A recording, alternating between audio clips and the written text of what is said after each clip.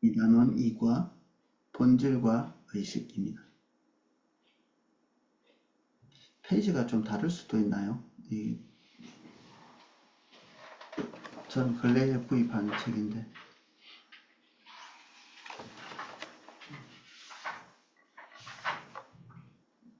이단원 이과입니다. 우리 지난 시간까지 하나님과의 친밀한 교제와 하나님의 행하심을 보고 온 삶으로 동참하는 것이 우리 신앙의 본질이고 또 그런 것들을 무엇이 그것을 의미하는지 조금씩 이렇게 살펴봤습니다. 그래서 이번 주는 본질, 뭐가 본질이고 또 무엇이 의식이고 이 사이에 하나님께서 기대하고 원하시는 게 뭔가 그런 것들을 좀 살펴보겠습니다. 64쪽 굵은 글자로 정리해 놓은 소제목이 있습니다. 우리 신앙의 본질은 하나님을 알고 사랑하는 하나님과의 친밀한 교제와 하나님의 행하심을 보고 온 삶으로 동참하는 것입니다. 이 기본적으로 우리가 알고 있는 것들이고 지난주까지 같이 나눈 것들입니다. 영생은 유일하신 하나님과 그 보내신 자 예수 그리스도를 아는 것이라고 표현하고 있습니다.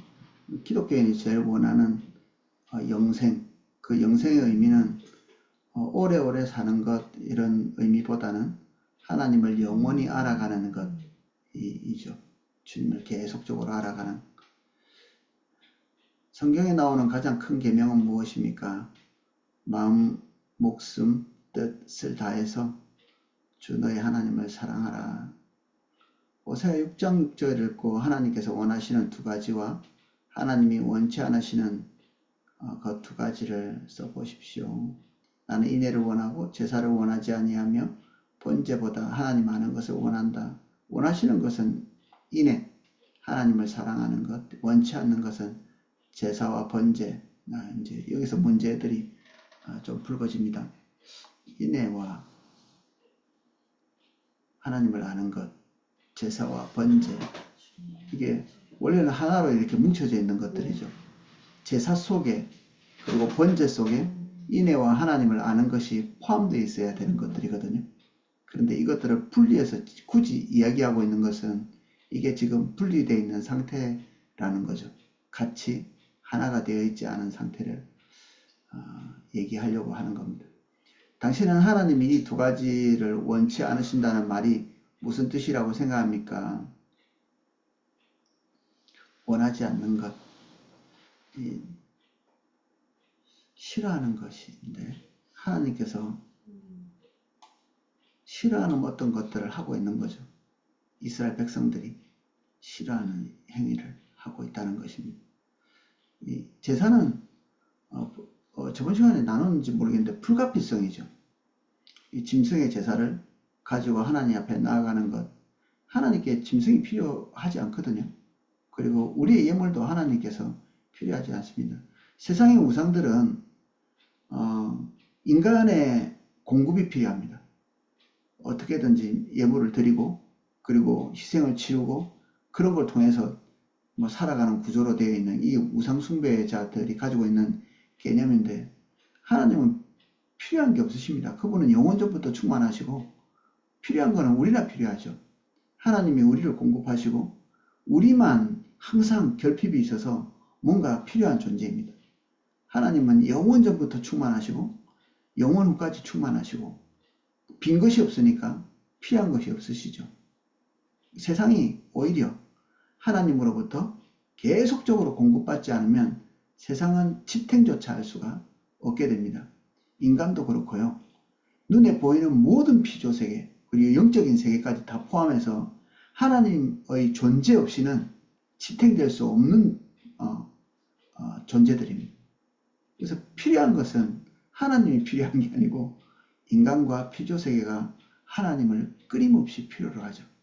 우리도 하나님을 끊임없이 필요로 하고요. 그런데 하나님께서 우리에게 요구하신 것들이 제사, 번제 이런 것들인데, 이런 것들을 요구하실 때 처음부터 의도하신 것들이 있겠죠. 하나님께서 기대하신 것, 원하신 것, 목표로 하신 것들이 있었을 텐데 제사와 번제를 드리는 이 주체인 인간이 그 안에 있는 중대한 어떤 요소들을 상실한 거죠. 하나님은 실제로 그것들에 대해서 명하지 않으셨습니까? 그런 것은 아니죠. 예, 우리가 예레미야 7장 22절에는 번제나 희생에 대해서 말하지 않았다 이렇게 얘기하고 있죠. 번제나 희생에 대해서 말하지 않았다. 앞에 수식어가 좀 빠졌다 이렇게 생각하시면 됩니다. 하나님께서 처음부터 말씀하신 의미로서의 번제, 그것들을 말한 것이고 하나님께서 기대하시는 희생을 하도록 요청하셨는데 그 위의 것들은 다 사라진 상태에서 번제와 희생을 요구한, 그렇다면 이 말의 뜻은 무엇입니까? 뭔가가 상실되어 있는 것입니다. 번제와 희생 속에 뭔가가 상실되어 있는 거죠. 하나님께서 처음 말씀하신 번제도 처음 말씀하신 희생도 아닌 것입니다. 밑에 정리해 놓은 것들을 제가 쭉 읽어보겠습니다.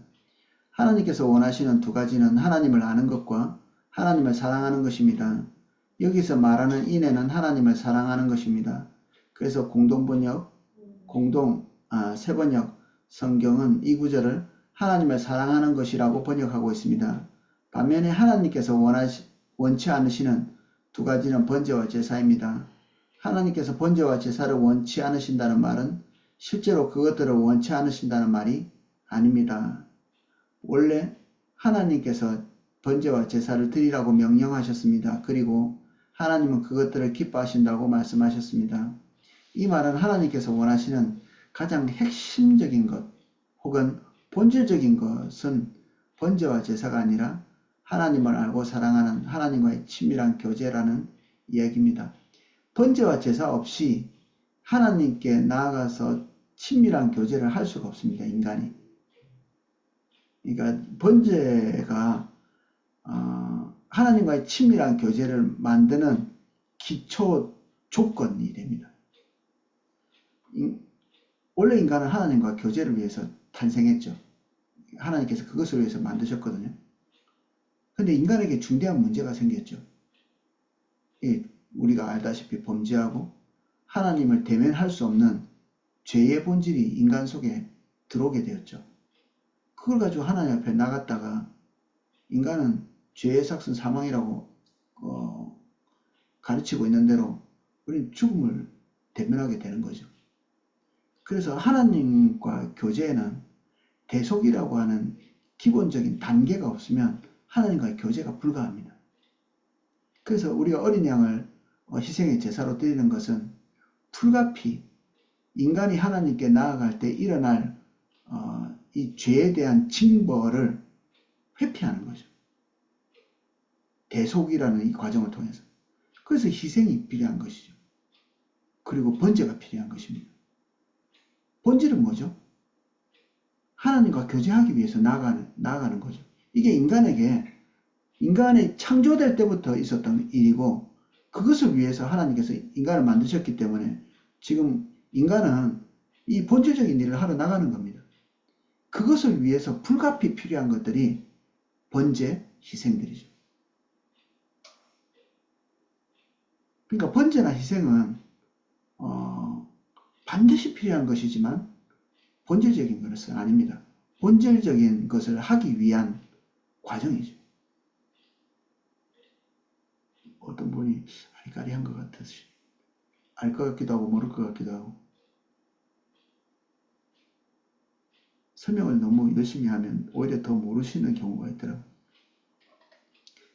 우리는 하나님과 교제를 하기 위해서 창조된 존재고 지금 우리에게 하나님께서 요구하시는 것은 내게 나오라는 얘기입니다.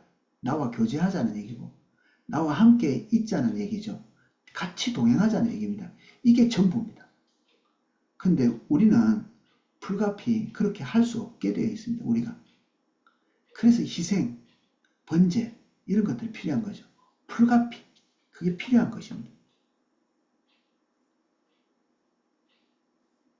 근데 뭐 제사와 번제 이거 해놓고 하나님과의 긴밀한 교제들을 상실해 버리면 이제 우스운 것이 되는 거죠. 이게 본질적으로 이게 아무것도 아닌 게 됩니다. 그야말로. 하나님은 예레미야를 통해서 애굽에서 그들의 조상을 건져낼 때부터 번제나 희생에 대해서 명하지 않았다고 말씀하셨습니다. 예, 명하지 않으신 거죠. 주님과의 교제를 원하신 거지. 그것을 위한 방법적인 차원들에 대해서 본질적으로 얘기하신 것이 아닙니다.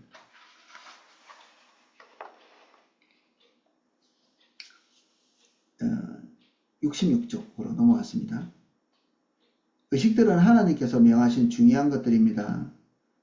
아까 말씀드린 그 내용 때문에 우리 하나님과의 교제를 위해서 나아갈 때 필수적으로 의식이라는 것을 동반할 수밖에 없죠.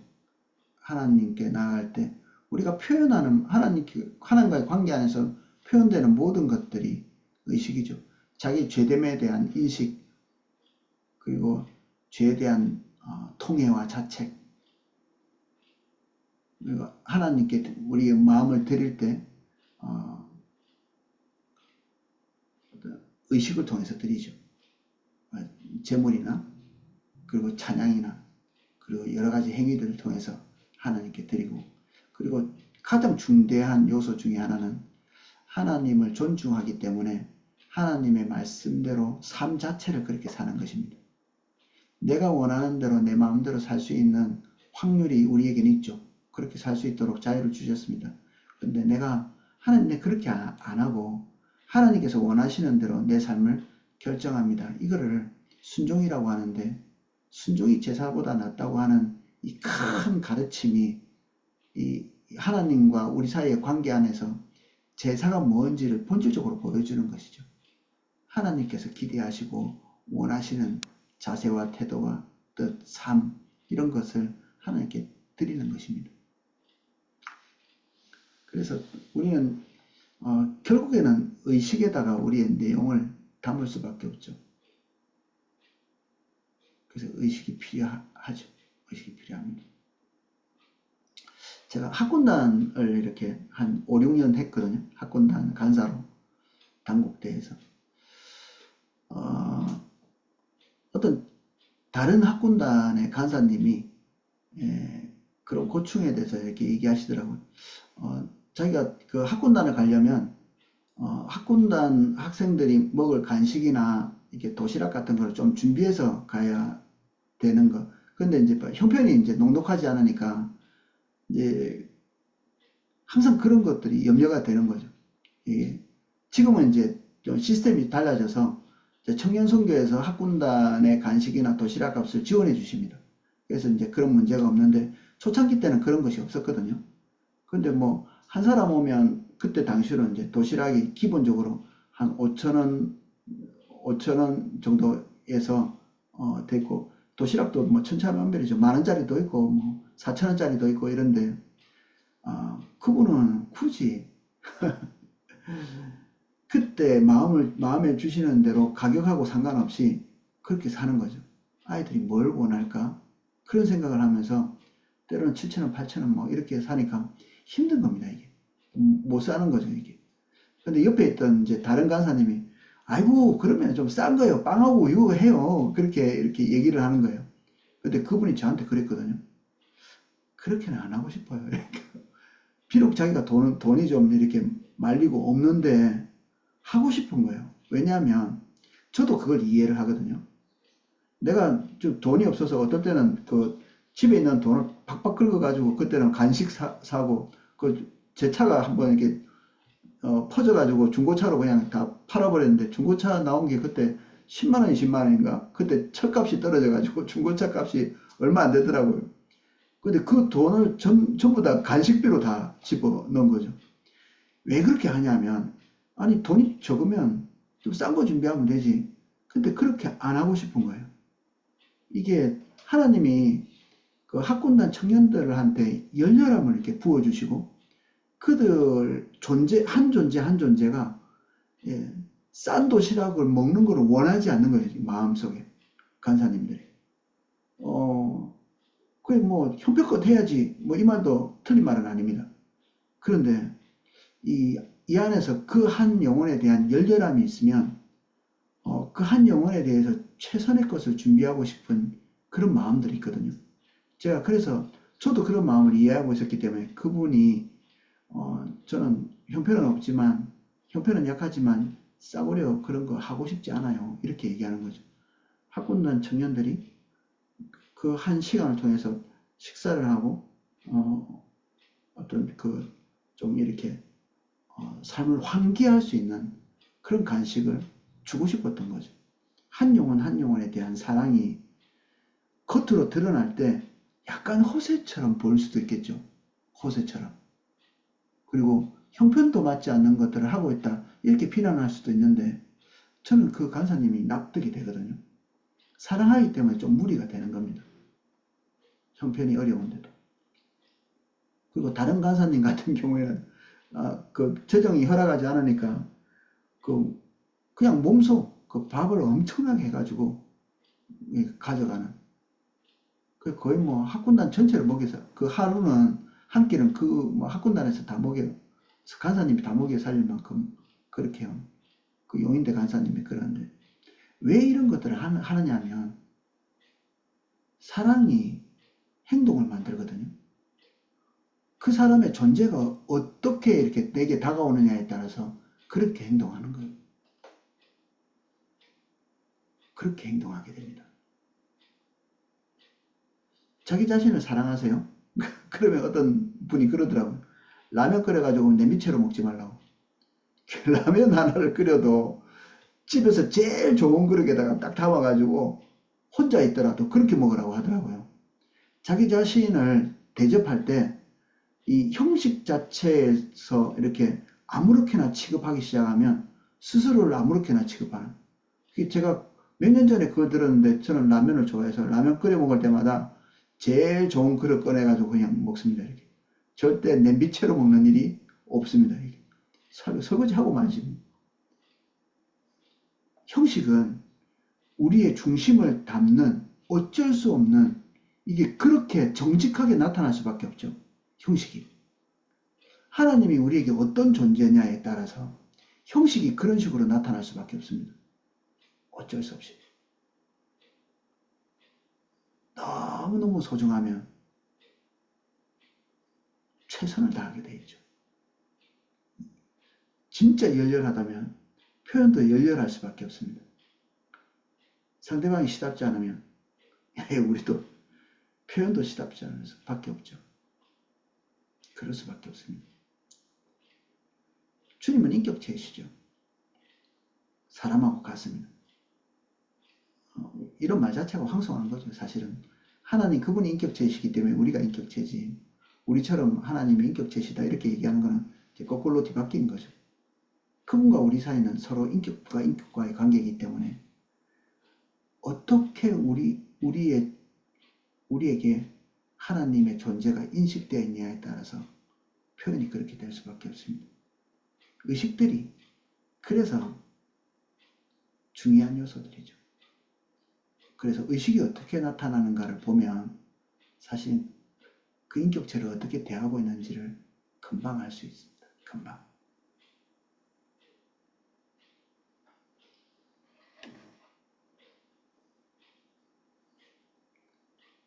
그래서 말라기에는 뭐 저는 것 눈먼 것 여기 옆에 보면 읽어볼까요 한번. 낯뜨거운 성경 구절이죠. 이러지 말았어야 됐는데 읽는 것조차 부끄러운 성경 구절입니다. 내 이름을 멸시하는 제사장들아 나 만군의 여호와가 너희에게 이르기를 아들은 그 아버지를 종은 그 주인을 공경하나니 내가 아버지일진데 나를 공경함이 어디 있느냐 내가 주인일진데 나를 두려워함이 어디 있느냐 하나 너희는 이르기를 우리가 어떻게 주의 이름을 멸시하였나이까 하는도다. 만군의 여호와가 이르노라 너희가 눈먼 희생 제물을 바치는 것이 어찌 악하지 아니하며 저는 것 병든 것을 드리는 것이 어찌 악하지 아니하냐. 이제 그것을 너희 총독에게 드려보라. 그가 너를 기뻐하겠으며 너를 받아주겠느냐. 눈먼 것 저는 것을 드릴 수 있다는 게 이게 대단한 일이죠. 그럴 수 있다는 것 자체가 어마어마한 거죠. 하나님 앞에서 이런 걸 들고 나간다는 것 자체가 어떻게 이런 가공할 일이 일어났을까 싶은데, 하나님의 존재가 그들의 존재, 그들의 마음속에서 그렇게밖에는 안 되는 것입니다. 말라기 시대 때 너무너무 시원찮은 존재가 되어 있는 거죠. 하나님이. 도대체 언제 하나님을 경험해 봤을까? 여러분들은 언제 하나님을 직면해 보셨어요? 가장 열렬하게 하나님을 직면했을 때가 언제예요? 한번 떠올려 보십시오. 저는 청년 때 이렇게 생각이 나거든요. 그 전까지 이렇게 하나님은 어떤 교리적인 하나님이었는데, 어떤 수련회 비슷한, 제가 전도 여행을 갔다가 그날 하나님의 존재를 대면한 적이 있거든요. 하나님의 임재를 좀 강력하게 보게 된. 그날 제가 당황스러웠던 게 뭐냐면, 이 하나님을 높여야 되겠다는 생각은 있더라고요. 배운 거는 있으니까. 하나님의 존재에 대한 강력한 직면을 했기 때문에 하나님을 찬양해야 되겠다는 생각이 있어서 뭘 해야 좋을지를 찬송가로 이렇게 넘겼어요. 이렇게 가장 적당한 것을 하나님께 하기 위해서. 근데 하나도 찾을 수가 없습니다. 그 크신 하나님의 사랑 뭐 이런 거 또 있고, 놀랍고 놀랍고 뭐 그런 노래도 있고. 근데 인간이 써놓은 이 찬송가 이것 중에 하나님께 합당한 만큼 존귀하고 하나님을 충분히 표현하고 있고 하나님을 충분히 높이고 있는 것은 그때 발견했는데 없더라고요. 우리는 뭐 미사여구 엄청나게 써가지고 하나님을 높이고 이렇게 하는데, 진짜 하나님을 가까이서 직면하고 대면하고 있는 스랍들은 미사여구 하나를 할 수가 없었죠. 왜냐하면 지금 하나님을 바라보고 입에서 나오는 말이 미사여구가 나올 수 없는 그런 상황인 거예요. 우리는 어떤 충격적인 일을 경험할 때 미사여구를 쓰나요? 감탄사를 쓰죠. 미사여구는 여유가 있을 때 쓰는 겁니다. 아, 엄청나게 이쁘시군요. 꽃같이 아름다우시군요. 이런 얘기는 좀 덜 아름다울 때 하는 겁니다. 덜 아름다울 때. 하나님의 거룩함이 엄청나시군요. 그러면 그 사람은 하나님의 거룩함을 좀 덜 알 때 하는 겁니다. 진짜 그것을 딱 직면하면 그냥 입이 떡 벌어지고 끝나는 겁니다. 와, 이렇게. 와. 그러니까 스랍들이 찬양이 이것밖에 안 되는 겁니다. 거룩하다, 거룩하다, 거룩하다. 이거는 사실은 표현이라기보다는 감탄사나 어떤 경외로 인해서 부르짖는 소리죠. 우리는 하나님의 임재를 적당히 경험하고 있기 때문에 아름다운 찬양을 만들어서 늘 이렇게 최선을 다해서 드리고 있는 거죠. 하나님의 존재에 대한 인식과 우리 자신의 격차가 있습니다. 하나님과 우리 사이의 격차. 하나님이 우리하고 비슷하신가요? 하나님 아빠라고 부르시니까 진짜 우리 아빠하고 비슷하게 이렇게 여기실 수도 있는데, 사실은 아빠라는 말 속에 상실되어 있는 부분이 엄청나게 많잖아요. 아빠라고 하는 말 속에 우리는 요새 프렌디라는 말을 쓰거든요. 친구 같은 아빠. 그건 하나님이 우리에게 내려주신 계시가 아닙니다. 하나님은 아버지신데 너무나 황송하게도 남자에게 아빠라고 불릴 수 있는 지위를 우리가 얻게 됐거든요. 엄마는 어때요? 하나님도 모성이 있으시죠. 그러니까 부모가 되어볼 수 있는 지위를 인간에게 주신 겁니다. 내가 어떤 존재에게 아빠라고 불리고 엄마라고 불리는 이런 지위에 있는 것 자체가 진짜 인간에게 엄청난 지위를 주신 겁니다. 하나님께서. 그분이 아버지시고 그분이 모성이신 분이신데 우리가 그 위치에서 호칭을 이렇게 받을 수 있는, 근데 이 아버지라고 하는 이 존재 안에 친밀함도 있지만 격이 다른 존재로서 이렇게 입지도 있습니다. 격이 다른 존재. 그러니까 아들과 아버지 사이에는 격이 다른 이 격차가 있는 것입니다. 그래서 아버지는 친할 뿐 아니라 위대한 게 많습니다. 위대한 게. 친한 것보다 더 중요한 것은 위대함입니다. 어마어마한 격차. 저분을 넘어서기가 어렵군. 자식이 아버지를 볼 때 그런 것들을 느껴야 되죠. 아버지를 능가하기 어려운데 나도 한번 저렇게 한번 돼봐야 되겠어. 하나님과 우리 사이에는 정말 친밀함이 하나님께서 요구하시는 것인데 그분의 존재 앞에서 우리가 능가할 수 없는 그 격차, 무궁한 격차죠. 이것들을 느끼기 때문에 우리가 그분을 가까이 직면하면 직면할수록 우리의 입이 다물어지는 부분들이 있습니다. 욥을 우리가 보십시오. 욥. 하나님 앞에서 이 말 저 말 많이 이렇게 거듭거듭 얘기하잖아요. 나중에는 이런 말도 하거든요. 너무 우울하니까 그랬겠죠. 하나님은 강하시고 나는 약하니 하나님께서 나에게 힘을 가하지 마시고 말로만 한번 시시비비를 가려봅시다. 이렇게 얘기하거든요. 담대하죠. 근데 하나님께서 나타나셔서 욥이 물어본 것에 대해서 거의 단 한마디도 제대로 대답 안 하십니다. 한번 읽어보십시오. 끝에. 욥이 장황하게 얘기한 그 이야기들에서 도대체 무슨 대답을 하셨는지 딱 하나만 얘기한 겁니다. 나 하나님이야. 네가 별 달 때 있었어? 우주를 창조할 때 있었어? 리워야단을 만들 때 네가 뭐 했어? 네가 내하고 비슷한 것 같아? 대면할 수 있는 것 같아? 직면할 수 있는 것 같아? 너? 네가 도대체 뭐야? 이 얘기를 하시는 겁니다. 욥기를 읽을 때. 한번 해볼까요, 하나님? 나 잘못한 거 하나도 없어요. 이렇게 해보려고 했는데 하나님이 나타나셔가지고 욥과 하나님 사이에 있는 맞댈 수 없는 격차를 딱 보이신 거죠. 보이신 겁니다. 말라기 1장 6절에서 8절 하나님을 단 한 번도 경험 못한, 내가 단언하건대 이 제사장들, 이 이스라엘 사람들은 하나님의 존재를 단 한 번도 대면 못한 그런 사람들입니다. 아버지로부터, 그 선배로부터 하나님이 어떤 존재인지 배웠을지 모르지만 하나님의 존재를 단 한 번도 직면하지 못한 그런 존재죠. 이사야는 어땠습니까?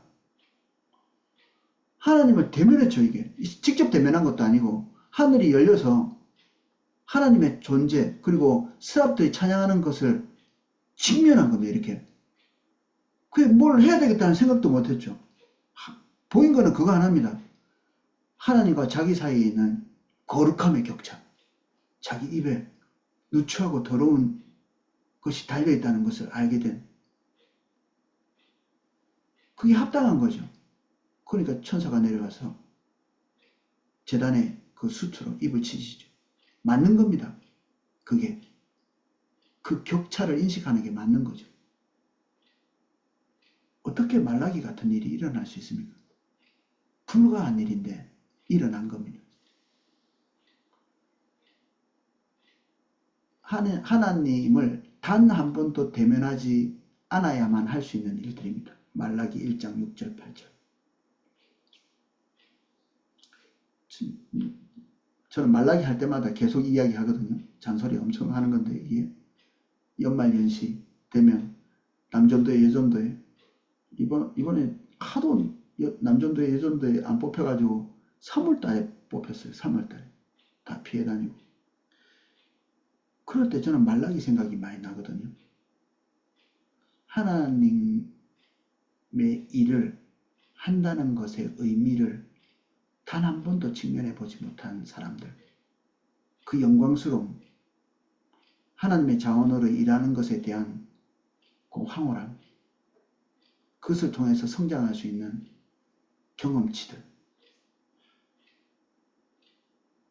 감히 인간으로서 주의 일에 동참해서 한번 동행해 볼 수 있는 기회를 얻는다는 것, 이 모든 것의 의미를 단 한 번도 경험해 보지 못하니까 회피하기 바쁘죠.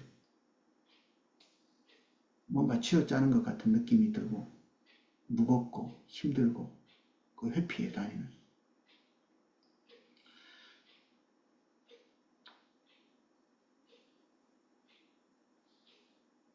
모든 것은 사실은 주님을 대면하지 않은 데서 오는 것인 것 같아요. 어쩌면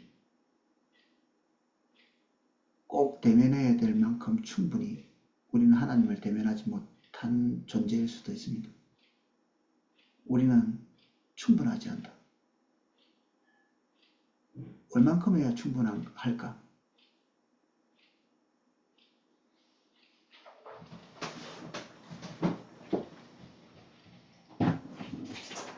67쪽 이 가당치 않은 예화들인데 67쪽 제일 위에 나는 하나님을 사랑한다. 그러나 나는 11조를 드리지 않는다.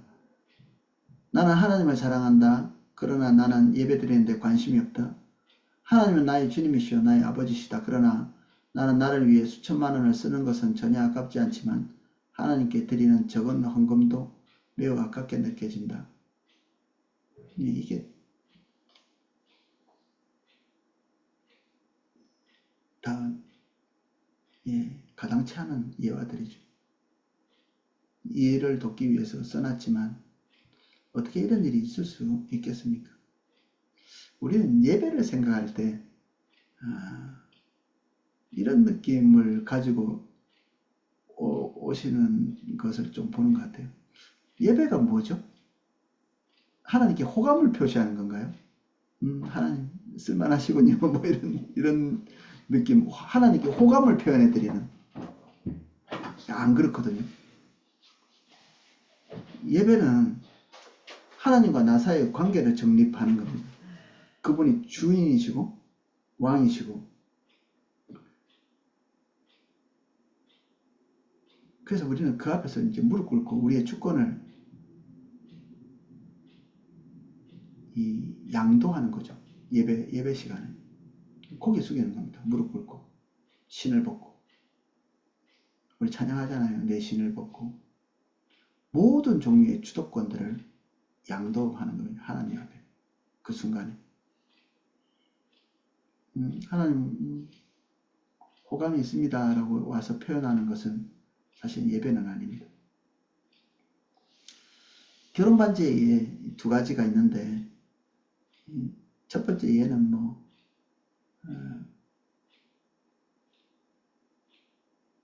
자신을 위해서는 엄청나게 쓰면서도 사랑하는 신부를 위해서는 그 은반지, 구리반지 하나 해주는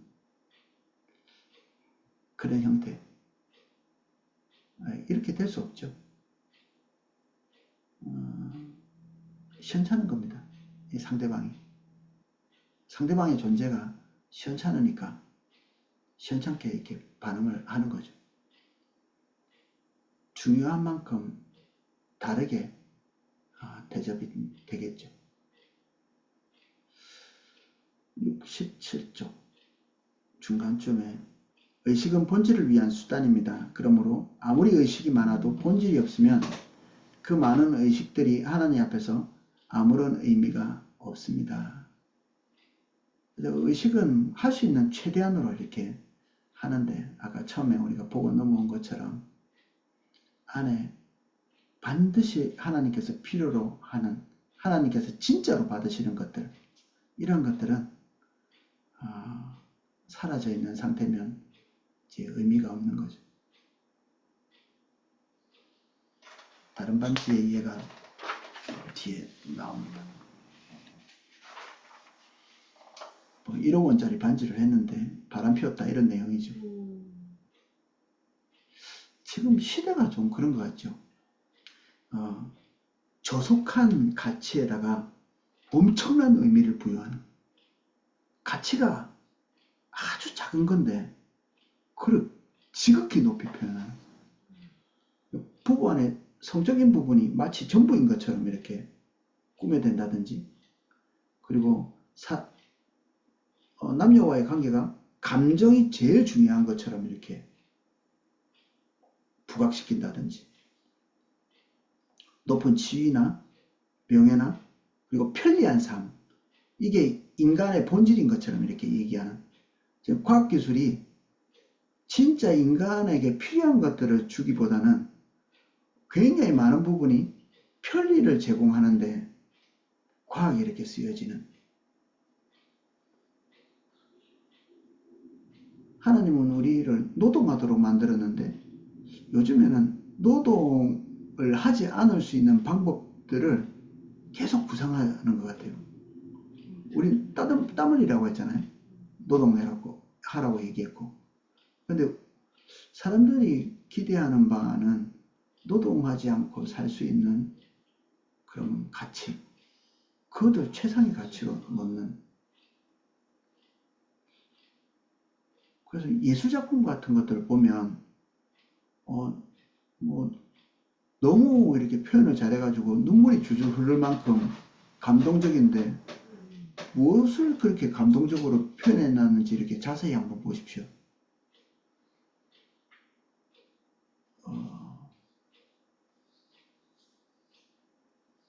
사실 아무것도 없는 걸 볼 수 있습니다. 가치 없는. 이까짓 것을 위해서 이렇게 눈물을 흘리고, 그리고 가수들이 부르는 그 노래 속에 그 절절함이 묻어나는데 도대체 뭘 노래하고 있는지를 자세히 한번 보십시오. 성경 말씀만 큐티하지 마시고요. 대중가요들을 이렇게 들으면서 큐티를 좀 해보십시오. 도대체 이게 무슨 가치인가? 저는 이제 습관적으로 이렇게 유행가 같은 거 들을 때 가사를 듣거든요. 이렇게 흥얼흥얼거리는 경우가 잘 없고 거의 뭐 큐티 수준으로 한번 곱씹어 볼 때가 있습니다. 깜짝 놀랄 만큼 강조를 하고 있고, 가치 없는 것을 깜짝 놀랄 만큼 난잡한 것을 고귀한 것으로 이렇게 격상시키고 있는, 우리가 예술에 뛰어들어야 될 이유 중에 하나이죠. 진짜 고귀한 것을 고귀하다고 말해야 되고, 누추한 것은 누추하다고 말해야 되는데 그렇지 않은, 우리 이번에 우리 그 뮤지컬 마드 오브 카타콤, 진짜 가치가 있는 것이기 때문에 감동이 있는 겁니다. 진짜 가치가 있기 때문에. 어떤 엄마들이 거기 뭐 사람 죽고 뭐 이런 거 애들한테 교육상 안 좋아요, 그거 하지 마세요 이러더라고요, 어떤 아줌마들이. 그래서 제가 직접적으로 본 거는 아닌데, 이제 만약에 직접적으로 저한테 그랬으면 아마 싸웠을 수도 있습니다. 이게 폭력을 미화시키면 나쁜 것입니다. 폭력을 미화시키면. 그래서 유대인들은 폭력을 다큐멘터리물로 전쟁의 끔찍함을 아이들이 알아야 되는 거죠. 폭력이 악하다는 사실을 직면하고 아는 거는 진짜 중요한 일이거든요. 보통 영화에서 폭력물을 보지 말아야 되는 이유는 그것을 미화시키는 거죠. 마치 이렇게 그렇게 하는 것이 정의를 이루는 것처럼, 그리고 폭력을 쓰는 사람이 가장 올바른 방법을 선택한 것처럼 미화를 시키고 있는 거죠. 이런 것이 올바르지 않은 겁니다. 틀린 걸 맞다고 얘기하는 것. 그래서 유대인들은 그 전쟁 다큐멘터리물을 아이들에게 보여준다고 하거든요. 실제로 전쟁이 인간에게 무엇을 가져다 주는지를 보게 하는 거죠. 본질적인 것.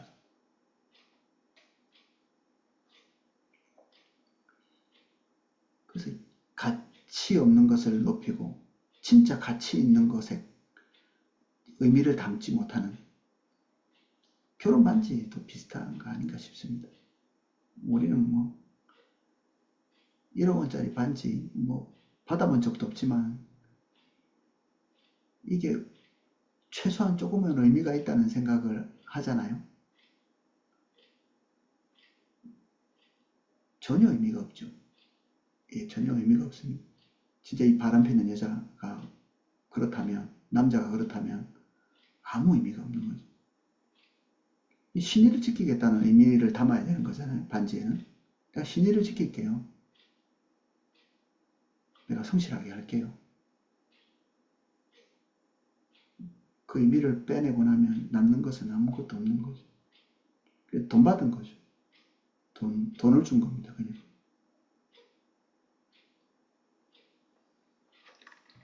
본질에서 떠난 것이 하나님을 떠난 것입니다.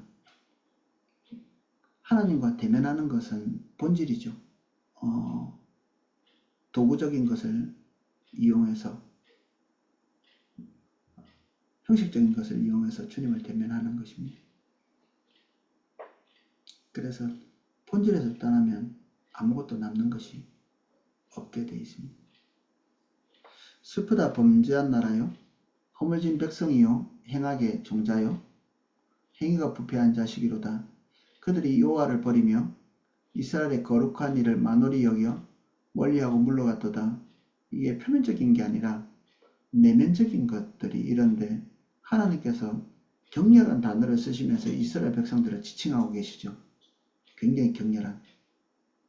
그리고 여기에는 하나님의 배신감 같은 게 담겨 있죠. 부지런히 형식적인 것들이 행해지고 있었음에도 불구하고 하나님이 그 행위를 보면서 감격하지 않으시고 배신감을 느끼시는 거죠.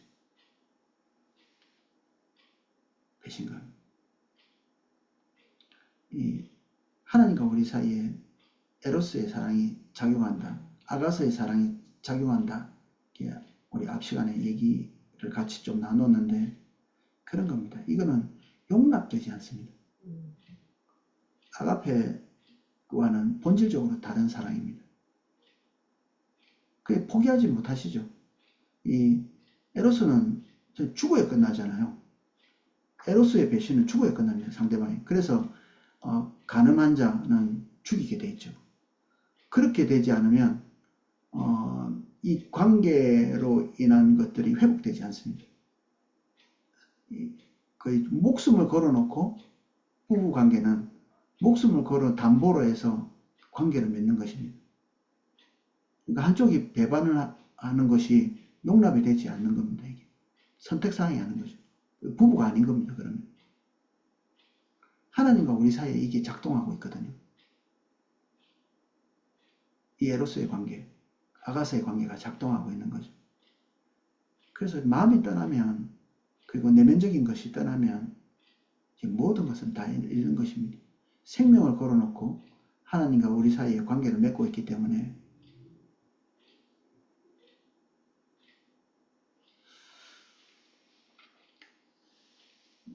이게 뭐 종교적인 윤리성 뭐 이 정도라고 생각할 수 있는데 사실 이게 전부이기 때문에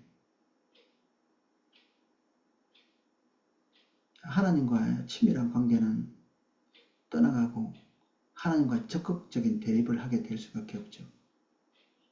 본질에서 떠나면. 이스라엘 자손들아 여호와의 말씀을 들으라. 여호와께서 이 땅 주민과 논쟁하시나니 이 땅에는 진실도 없고 인애도 없고 하나님을 아는 지식도 없고. 이 하나님의 하소연들을 쭉 들어보십시오. 내 백성이 지식이 없으므로 망하는도다. 내가 지식을 버렸으니 나도 너를 버려 내 제사장이 되지 못하긴. 박탈이죠. 자격 박탈입니다. 그 아내의 지위나 남편의 지위를 박탈하는 그런 셈이죠. 제사장이 되지 못하게 할 것이요, 내가 내 하나님의 율법을 잊었으니 나도 내 자녀를 잊어버리리라. 네가 나를 잊었지. 하나님은 우리를 잊지 않죠. 우리를 전부로 여기시기 때문에, 신이 있으신 분이시기 때문에. 근데 우리가 상실하면 그 관계는 깨지는 거죠. 그래서 잊겠다 말씀하십니다. 협박이 아니고 관계가 이렇게 될 수밖에 없습니다. 한쪽이 신의를 저버리면 그 결혼 관계가 끝나는 거죠. 아가사의 관계가 끝나는 겁니다. 이게 에로스의 특징입니다. 오라 우리가 여호와께 돌아가자.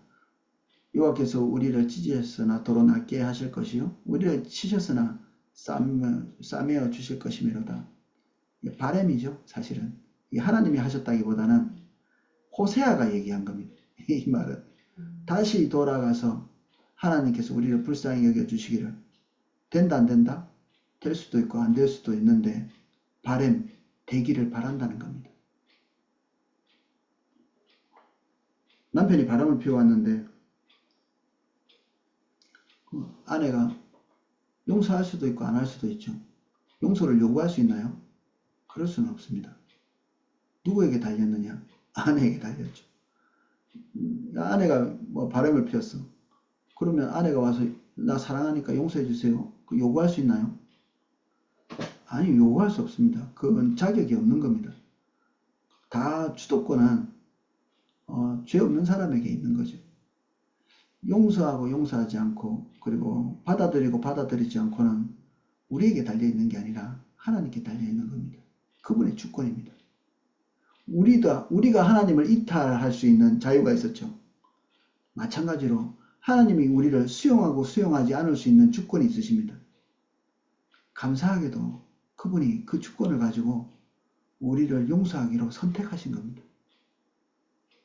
어마어마한 희생을 치르실 것을 아시고 선택하신 겁니다. 안 하실 수도 있는데. 오라 우리가 여호와께 돌아가자. 여호와께서 우리를 찢으셨으나 도로 낫게 하실 것이요 우리를 치셨으나 싸매어 주실 것이미로다. 이 성구에는 너무 많이 감동을 안 하셨으면 좋겠습니다. 이렇게 될 거라고 철떡같이 믿지 않으시면 좋을 것 같아요. 주님께 달려있다. 이 이후에 모든 것이.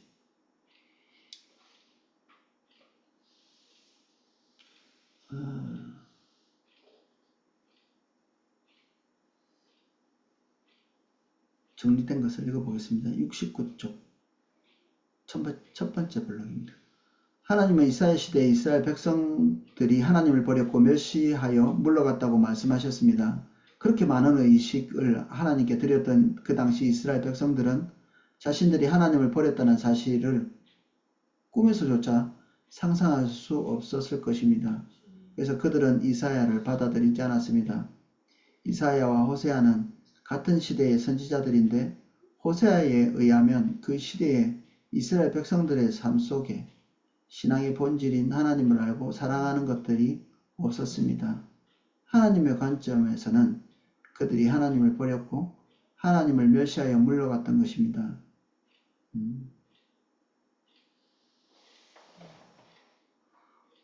우리는 일반적으로 하나님을 떠나는 것을 의식에서 떠나는 것으로 이해합니다. 그래서 더 이상 교회에 출석하지도 않고 하나님께 기도도 하지 않고 헌금도 드리지 않는 사람을 하나님을 떠난 사람이라고 생각합니다. 그러나 하나님의 관점에서 하나님을 떠나는 것은 훨씬 그 이전에 시작됩니다. 하나님의 관점에서는 아무리 의식이 가득하다 할지라도 하나님의 백성들이 신앙의 본질에서 떠나면 그것이 하나님을 떠난 것입니다. 형식적인 것은 잘 떠나기 어렵습니다. 무서우니까. 엄청 무섭거든요. 10년, 20년 해온 형식을 삭감한다든지 하지 않는다든지 이런 건 엄청 무섭습니다. 학생이 공부를 안 해도 책상을 떠나지는 않습니다. 무섭거든요. 자기가 공부하는 학생이라는 것을 공부는 안 할지라도 책상 앞에 앉아서 위안을 받아야 됩니다. 이렇게. 이게 엄청 무서운 겁니다. 완전히 떠나는 것은. 그래서 자기 마음의 위로를 받는 거죠. 그래서 공부 안 하는 학생들이 바른 자세로 앉아서 있는 경우가 많습니다. 제가 옛날에 해봐가지고 잘 압니다. 공부를 못 하는데 저는 사고를 친 적이 한 번도 없습니다. 항상 이렇게 선생님이 설명하는 거를 잘 듣죠. 여러분 저를 잘 보시잖아요. 지금 딴 생각하고 계시는데도 저를 이렇게 딱 주목해서 보시는 이런 것들이 공포감 때문에 그렇습니다. 껍데기를 바꾸기는 엄청나게 힘들어요. 껍데기를 바꾸는. 그때 자기의 중심이 무너지거든요. 내가 완전히 이탈돼 있구나. 그제서야 알기 때문에. 근데 중심이 떠나는 것은 감지가 잘 안 됩니다. 떠나는 것만큼 동기도 떠나기 때문에, 동기가 열렬하면 잘못된 것이나 실수나 뭐 이런 것들이 금방 드러나거든요. 근데 동기가 같이 떠나기 때문에, 동기, 의도, 그러니까 죄 짓는 것은 있잖아요. 실수가 아닙니다. 이제 실수했습니다. 이렇게 얘기하는데, 아니요. 오랫동안 바라고 기대하고 원하는 것을 실행에 옮긴 겁니다. 죄라는 게 그렇습니다. 꿈꾸고 바라고 원했던 것들이 그동안 못하다가 한 번쯤 해보는 거거든요. 그 매력에 푹 빠지는 거죠. 죄의 매력에. 그러니까 마음에서 스르륵 떠나죠. 그래도 껍데기는 그래도 남아 있습니다. 껍데기를 떠날 때는 사실 자기 존재를 부정하는 거기 때문에 껍데기는 떠나지 못합니다. 웬만해서는. 껍데기를 그대로 유지할 수 있도록 또 시스템도 잘 되어 있습니다. 이렇게 출석 체크 같은 것도 이렇게 하고, 그리고 올코스에서 하나님께서 다루시는데 그 다루심이 싫다고 다른 올코스로 가는 그런 행위들이 있거든요. 하나님이 지금 실제적으로 그의 중심을 다루고 계신데 그거 싫다고 옮기거든요. 그리고 올코스를 이렇게 옮겨 다니다가 더 피할 데가 없으면 이제 교회를 옮기죠. 이제 하나님께서 진짜 핵심적으로 다루시는 것들은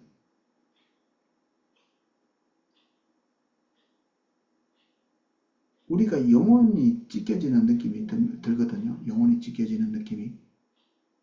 그리고 자기가 깨집니다. 이게 굳센 거는 여러분들 다 잘 아십니다. 여기 있는 분 중에 다 굳세셔요. 그 신앙생활 할 때 굳세게 하십니다. 그리고 힘있게 하시고 열심히 하시고 다 그런 분들이거든요. 여기 거의. 근데 뭐가 안 되냐면 부서지는 게 잘 안 됩니다. 깨져나가는 거. 물처럼 쏟아져 버리는 거. 다시는 쓸모없이 되는 내팽개쳐지는 거. 이것들이 잘 안 되거든요. 이게 언제 되느냐 하면 주님이 실질적으로 오셔서 우리를 다루실 때, 그래서 이런 것들에 반응을 잘 안 합니다. 이거 반응을 잘 안 한다는 사실을 자기 본인이 인식을 어느 정도 할 때, 그때 열심히 10배로 늘어납니다. 열심히. 왜냐하면 하나님께서 원하시는 것을 하지 않았기 때문에 그것에 상응하는 무게, 부피의 종교적인 행위를 더 많이 해야 돼. 양심이 보상이 되거든요. 무지막지한 열심을, 자기의 어떤 삶이 파괴되는데도 종교적인 열심을 버리지 못합니다. 인간은 좀 너무 희한한 것 같아요. 하나님께서 원하시는 본질적인 부분들, 그것에 딱 반응을 하면 되는데 그것만 하지 않고 나머지 것들은 다 알죠. 자기의 삶이 파괴되도록 열심히 합니다. 그 정도로 열심히. 그래서 헌금은 많이 해도 다른 사람 용서는 못하고요. 용서는 못합니다. 그리고 주를 위해서 이런저런 봉사는 하지만 자기 목표를 내리는 것들은 잘 안됩니다. 자기가 사랑하는 것, 자기가 추구하는 로망, 이런 것들을 단념하는 것들은 거의 가능하지 않습니다.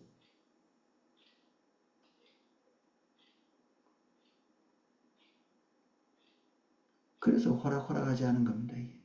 호락호락하지 않습니다.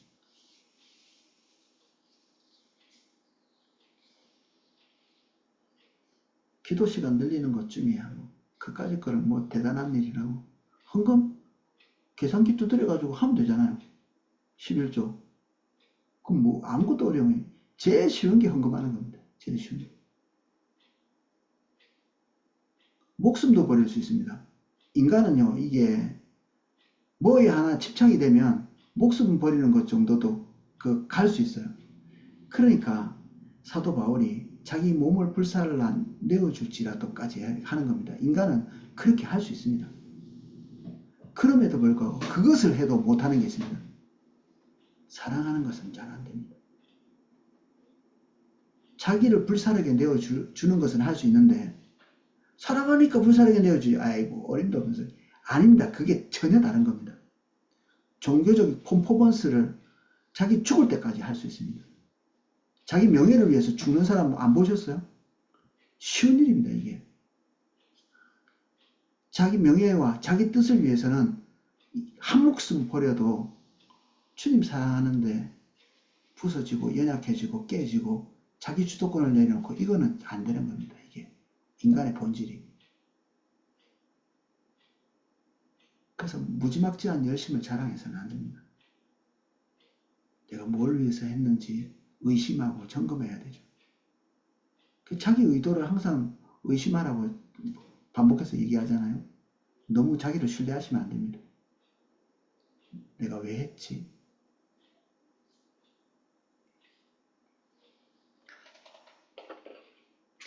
본질이 없으면 하나님의 심판이 있습니다. 또 좀 무서운 느낌이 나실 수도 있는데 사실 하나님을 이탈하는 것 자체가 심판이기도 하죠. 하나님의 존재가 상실되는데 그 자체가 심판이죠. 이 호세아 4장 1절에서 6절을 읽으면 제사장 자격의 박탈이죠. 박탈. 자격 박탈. 우리가. 여러분 자격 박탈 당해 본 적이 있으세요? 뭐 학교 선생님인데 선생으로서 자격이 없습니다. 내가 목사인데 당신은 목사로서 자격이 없는 것 같아요. 저는 좀 들어봤거든요. 목사가 저 모양이냐 뭐 이런 얘기들 막 또 그리스도인이 저 모양이냐 이런 얘기도 좀 들어봤고 그럴 때 기분이 아주 되게 안 좋죠. 근데 우리는 좀 다른 사람이 나를 섬기는 사람이 적절한 자격을 갖추지 못하면 우리 되게 화내거든요. 이 사람 그게 뭐야? 저렇지? 저렇게 불친절하지? 뭐 이러고. 그 물건 파는 사람이 저 따위로 했을 때, 뭐 요리해주는 사람이 청결해야지. 뭐 이런 것들은 우리가 발끈하거든요. 이게 나한테 그 경찰이라는 놈이 뭐 저런 식으로 사냐? 뭐 소방관이 뭐 저런 식이냐? 우리를 서비스하고 우리를 섬기는 사람, 그런 사람의 부도덕에 대해서는 모름지기라는 단어를 되게 많이 씁니다. 모름지기. 난 이게 모름지기 귀신 같아요. 저는 이게 아주 나쁜 습관이에요. 근데 내가 하나님 앞에 서 있는 올바름, 모름지기, 하나님을 대면한 자가 해야 할 자세, 태도, 영혼의 진통. 내가 진짜 모름지기가 있어야 되는데 내가 모름지기가. 이런 것들은 감지가 좀 약해요. 잘 안 돼.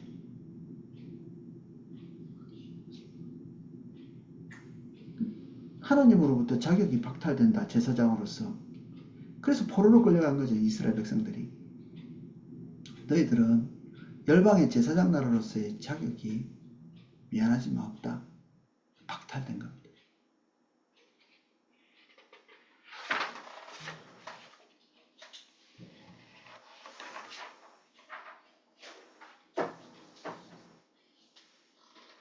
(70쪽) 맨 위에 정리한 거를 좀 읽어보겠습니다.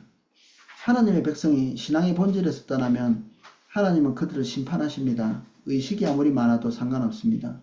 그 모든 의식들은 아무런 의미가 없기 때문입니다. 신앙의 본질에서 떠나면 그것은 하나님을 떠난 것입니다.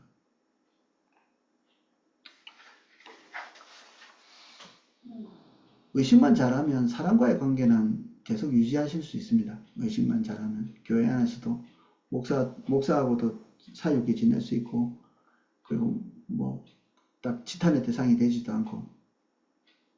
그런데 제가 가끔 이제 성도님 대면할 때 너무 친절하시고 너무 착하시고 그리고 저한테도 잘해주시고, 근데 때로는 그게 또 마음 아플 때가 있습니다. 본질적인 것은 하지 않는데 그것만 남아있어서 사실은 내 마음속에 좋은 관계로 웃으면서 대하고 있지만 그분의 영혼이 피폐하다는 사실을 목격하거든요. 그리고 회복되지 못할 걸 봅니다. 회복되지 못할 거. 같이 밥 먹고 웃고 예배 드렸는데 그 사람의 본질적인 방향이 올바르지 않기 때문에 피폐해 나가는 것, 메말라 가는 것을 예측할 수밖에 없습니다. 이게 뭐 투시력이 있어서 보는 게 아니고요. 뿌리가 뽑혀 있는데 마를 수밖에 없는 거 아니겠어요? 그게 너무 고통스러워요. 그래서 이게 목사가 극한 직업입니다. 극한 직업. 좋은 관계에 있는 사람, 그리고 또 사랑하죠. 이렇게 사랑하는데, 마를 게 보이고, 마르고 있는 게 보이고, 그걸 보면서 웃어요. 또 웃어야 돼. 그리고 맨날 쓴소리만 할 수 있나요? 쓴소리도 한두 번이지. 쓴소리도 두 번 들으면 무뎌집니다. 이 귀가 잘 안 들려요. 이게 엄마가 잔소리, 야 이빨 닦아라, 뭐 이 말이 생애 처음 들어야 이빨 닦아야 되나, 뭐 아침마다 듣고 뭐 맨날 듣는 거 귓등으로 들리죠. 이게 불순종은 그래서 무서운 겁니다. 한번 불순종하는 그 습성이 딱 들어가면 패턴이 돼버립니다. 안 됩니다. 이게 불순종이 패턴이 돼버려요. 계속 반복하게 됩니다.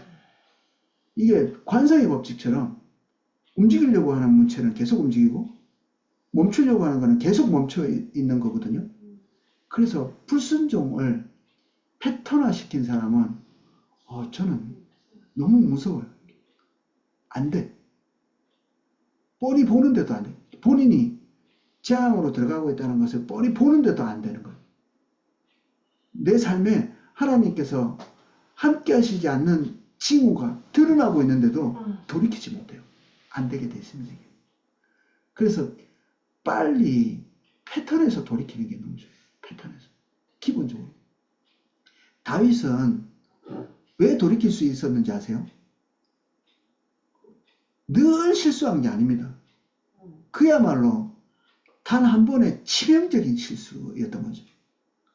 우리아의 아내 바세바를 범한 게 단 한 번의 치명적 실수. 몇 번 안 되는 순종이 패턴화 되고 있는 사이에 범죄가 들어왔기 때문에 돌이킬 수 있는 겁니다. 하나님의 은혜이기도 하죠. 근데 불순종이 반복해서 패턴화 되어 있는 사람은 안 되게 되어 있습니다. 그래서 요한계시록 말씀 있잖아요. 하나님의 영광스러운 임재가 어린 양의 재림 때 나타나는데 그 왕들과 권세자들이 그것을 목격하면서 회개하지 않거든요.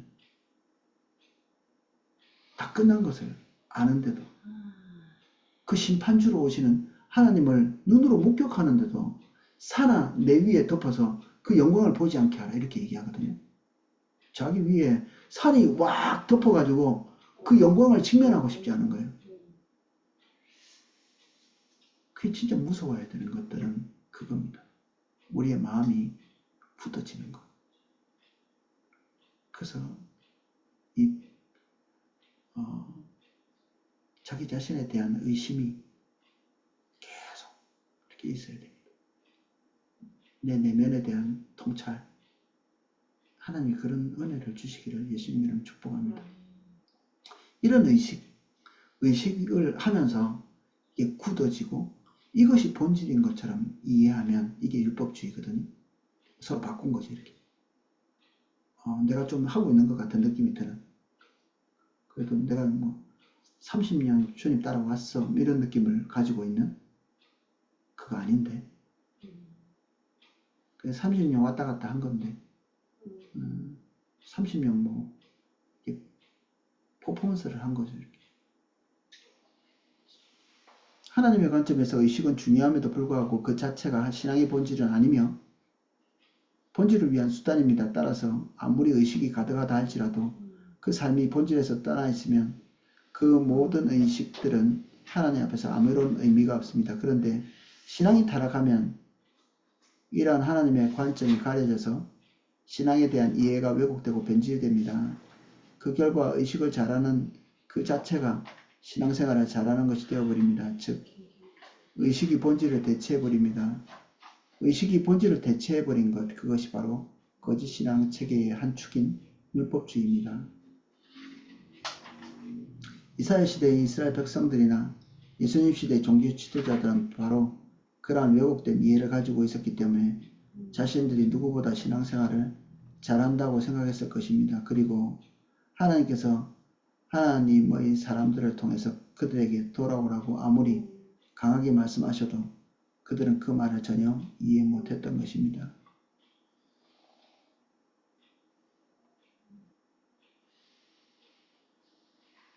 오늘날 교회는 어떤 사람을 신앙이 좋은 사람이라고 평가합니까? 오늘날 교회는 주일성수 11조, 기도, 봉사 등 의식을 잘하는 사람들을 신앙이 좋은 사람으로 평가합니다. 그리고 그들을 일꾼으로 세웁니다. 그 이유는 오늘날의 교회가 호세아 시대의 이스라엘 백성들이나 예수님 시대의 유대인들과 똑같은 신앙에 대한 이해를 가지고 있기 때문입니다. 그리고 그 결과 우리의 신앙은 호세아 시대의 이스라엘 백성들처럼 심각한 위기 가운데 놓여 있습니다. 본질. 하나님께도 그런데요. 이건 뭐 별로 중요한 게 아닐 수도 있는데 하나님께 그런 사람은 사람에게도 그래요. 진실하게 대하지 않습니다. 예절 바른 느낌을 주기는 하는데 예절 바른 느낌, 패기치지 않는 것, 프라이버시를 지켜주는 것, 그런 것들은 하는 것 같은데 진실되게 사랑은 하지 않습니다. 순수하지 않아. 사람을 대면할 때 존중, 중심에서부터 그 사람에 대한 인격체에 대한 존중이 없는,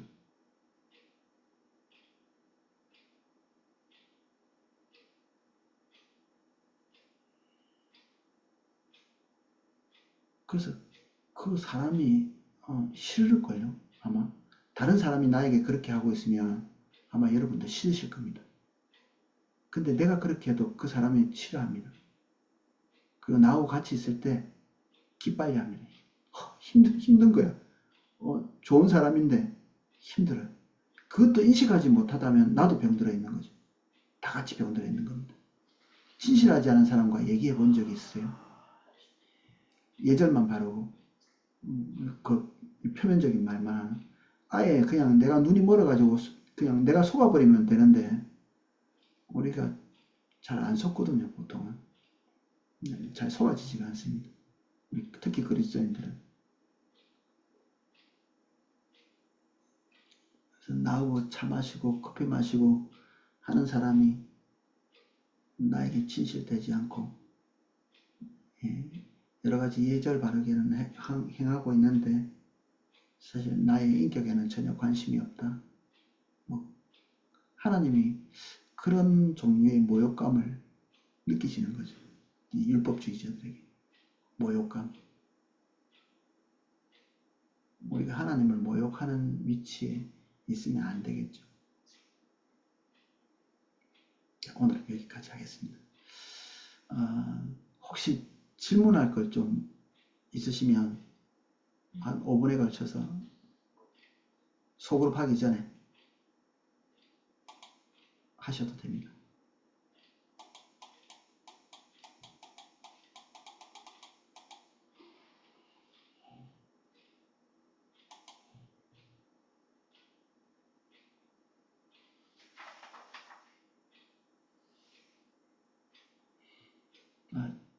질문이 없으시면 소그룹으로 바로 가도록 하겠습니다. 혹시 있으실까봐. 뭐 없는데 할 필요는 없습니다. 그러면 제가 소그룹으로 갈 수 있도록 해드리겠습니다.